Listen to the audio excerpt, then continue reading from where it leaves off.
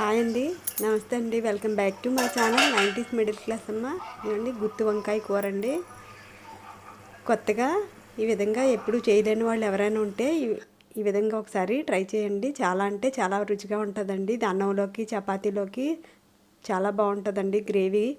ఇదిగోండి ముందుగా ఒక టేబుల్ స్పూన్ నువ్వులు, అలాగే ఒక 2 టేబుల్ స్పూన్లు పల్లీలు, అలాగే ధనియాలు 1 టేబుల్ స్పూను ఫ్రై చేసుకోవాలండి. అలాగే ఉల్లిపాయలు కూడా కోసి పెట్టుకోవాలి. అలాగే వెల్లుల్లి రెబ్బలు, అల్లం ముక్క ఇలా కోసి పెట్టుకోవాలండి. ముందు వేయించిన నువ్వులు, ధనియాలు, పల్లీలు మిక్సీ పట్టేసుకోవాలి. కొద్దిగా వాటర్ వేసుకొని మిక్సీ పట్టుకున్న తర్వాత ఇదిగోండి పచ్చి ఉల్లిపాయలు, ఒక 4-5 వెల్లుల్లి రెబ్బలు, అల్లం ముక్క, అలాగే కారం, సాల్ట్, జీలకర్ర పొడి, పసుపు అన్నీ ఇందులోనే వేసేసి మిక్సీ పట్టేసుకొని పక్కన పెట్టుకోవాలండి. ముందైతే ఈ పేస్ట్ని రెడీ చేసి పెట్టుకోవాలి. ఇదిగోండి వంకాయలు ఒక 1/2 కేజీకి తక్కువ ఉంటాయండి. ఇవి కోసి పెట్టుకొని ఇలా మగ్గించేసుకోవాలి. ముందు కళాయిలో ఆయిల్ వేసుకొని మగ్గించేసి పక్కన పెట్టుకోవాలి. ఆ తర్వాత అదే కళాయిలో కొద్దిగా ఆయిల్ మరీ వేసుకొని ఈ పేస్ట్ని వేసుకొని బాగా ఫ్రై చేసుకోవాలండి. నా వీడియోస్ చూసిన వాళ్ళందరూ లైక్ చేసి సబ్స్క్రైబ్ చేసుకోండి, షేర్ చేయండి తప్పకుండా. ఇగోండి ఇలా ఫ్రై చేసుకోవాలండి.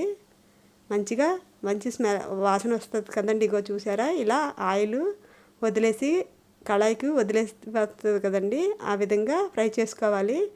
ఇప్పుడు వాటర్ వేసుకోవాలండి. మరీ ఎక్కువ కాదండి, వంకాయలు వేస్తే కొద్ది ములిగేలాగా వేసుకోవాలి. మరీ ఎక్కువ వేస్తే రుచి పోతుందండి. ఇదిగోండి ఇప్పుడు మనం ఫ్రై చేసి పెట్టుకున్న వంకాయలు వేసేసుకోవాలి. ఉప్పు కూడా చూసుకోవాలండి ఇదే టైంలో. అలాగే గరం మసాలా ఇప్పుడు వేస్తున్నాను. 1 టీ స్పూన్ గరం మసాలా వేసుకోవాలి. వేసుకొని దగ్గరగా మగ్గించుకొని దించుకోవాలండి. ఇది అన్నంలోకి చపాతీలోకి చాలా అంటే చాలా రుచిగా ఉంటుందండి. అందులోనే కాదండి, ఇది బిర్యానీ, అలాగే జీరా రైస్, ఇలా దేంట్లోకైనా సూపర్గా ఉంటుందండి. ఒకసారి చేసుకొని చూడండి. ఎప్పుడు చేయలేని వాళ్ళు తప్పకుండా లైక్ చేసి, షేర్ చేసి, సబ్స్క్రైబ్ చేసుకోండి నా ఛానల్ని. బాయ్ అండి.